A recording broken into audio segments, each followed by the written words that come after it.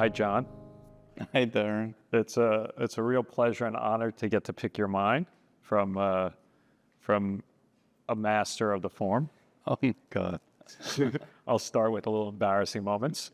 But I want to start the questions with how, at the beginning, not the beginning of your life, but more about how you start one of these sculptures. A lot of my decisions or instincts are related to other things that I enjoyed. I think especially music. And I think the idea of movement through space. I love any number of different sports.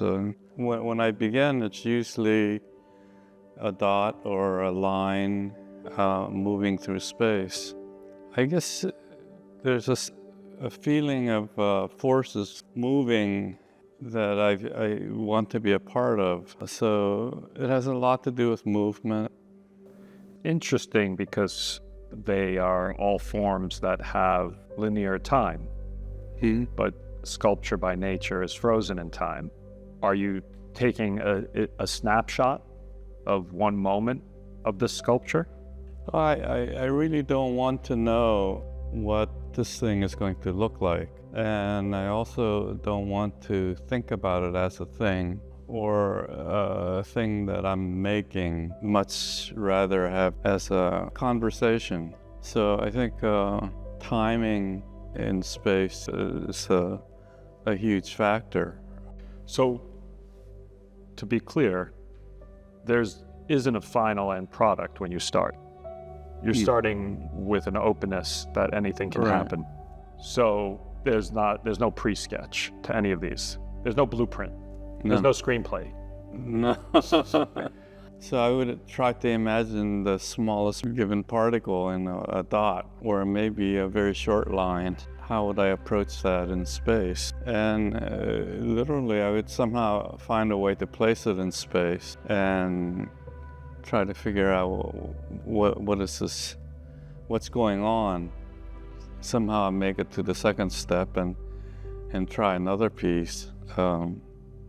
And visually, they have, no matter what you do, there's some sort of impact. Each time I add another piece, it's not just complex, it's the interaction there's something going on, some kind of conversation beginning. If I can only learn to listen or to observe and to perceive it accurately. And this conversation goes on, and danger is that you want to make something, but is it what the initial idea wants to be? Quite often there's an inner battle Between the idea and the aesthetic?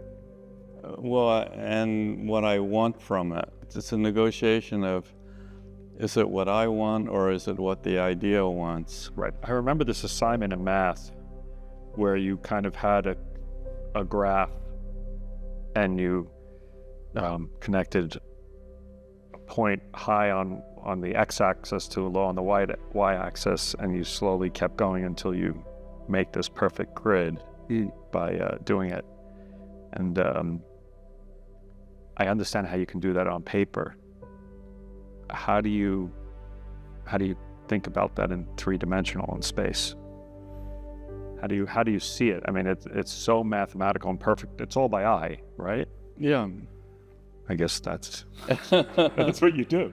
But it's just, that's that moment when it lines up that you know it's in the right place. Or how to talk about that in any way? How do you see it so clearly? Well, when you work with grid, it's like it has its own set of laws that it follows. You just have to be consistent in what you're doing. If you're working with a certain grid and describing joining, at certain points, well, if you're just consistent, right, things will happen. It's like they're like moire patterns. Yeah. You look at them and they're like your eyes start fluttering. Yeah, exactly. But That's if you just keep one set of patterns and another set of patterns, and they converge at certain points. Yeah. And you don't have to do anything. You just have to be consistent. Mm. You know, you don't do it here and then all of a sudden decide to do it there. Yeah. It's interesting because I mean, I guess it's very similar to music, and I don't know music composition, but you go note by note, I imagine, and then eventually get to the end of the piece. It's much easier to edit music. But you're in a similar process where you're starting off with an idea and flowing to the end. Sure, you can make mistakes and go back, but it's very hard once you get to the end to lift a piece of the middle and to replace it. While music, it's an eraser, a whiteout, or someone else transcribes it and you fill it in. Definitely in screenplays, it's very easy to cut out a little piece of the middle and stick in a new scene. I think you just have to have a much more assured pacing to get through it. But I wonder if you've ever gotten to the end and realized a huge chunk of the middle was off. That's happened. And is there surgery that can fix that, or is that usually the end of end of times? Sometimes it works. Sometimes it's just way beyond what it can survive. Sometimes I have to go on for a few months working, and then I look at it and I said, somewhere I missed something, and I have to do surgery. What's the best result you can get from someone who's viewing your work? I think surprise is, yes. Because I want to be able to do something that didn't seem possible. Does it have a name, or do you remember the name? The Shared Destinies. Shared Destinies. Yeah. And does the name come at the end, or does it come during the creation, or when does it happen? Well, for a long time, I didn't have any titles because I didn't think they were necessary. And then, you know, I saw other artists, long titles and everything. I thought one thing missing in my work is words. I think it can be an important part of the perception of the work. So I started making up titles, and it would happen somewhere in the middle of a piece or something, never at the very beginning. Before I started doing it, I had no idea how I would resolve that. Right, but you knew it was coming. Yeah. You knew eventually they would have to somehow. Exactly. And does it satisfy you, or how does it feel? Well, it's like a narrow escape.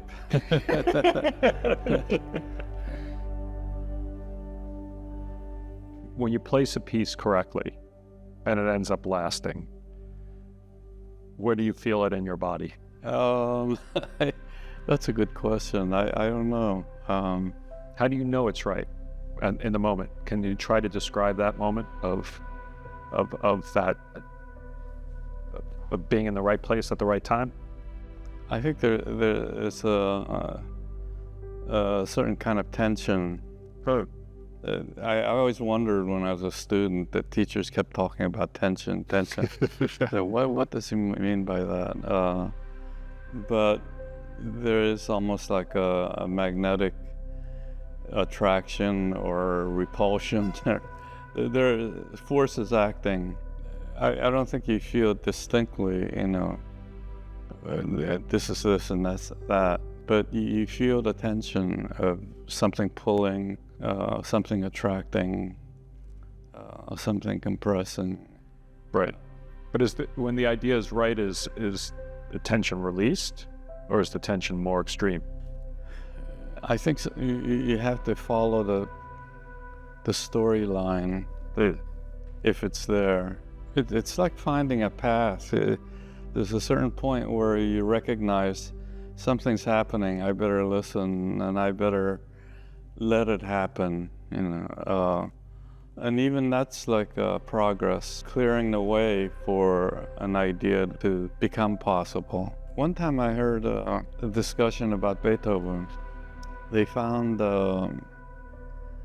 several different alternatives to his Fifth Symphony.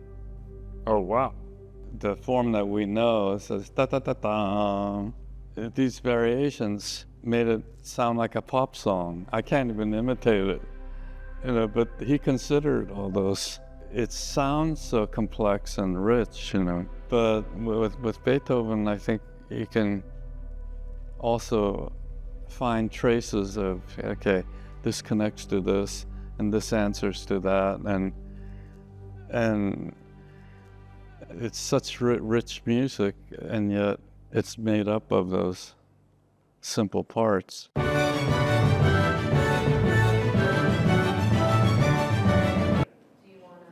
Walk around a little bit and talk about the pieces. You want to get on our feet? I'm comfortable sitting.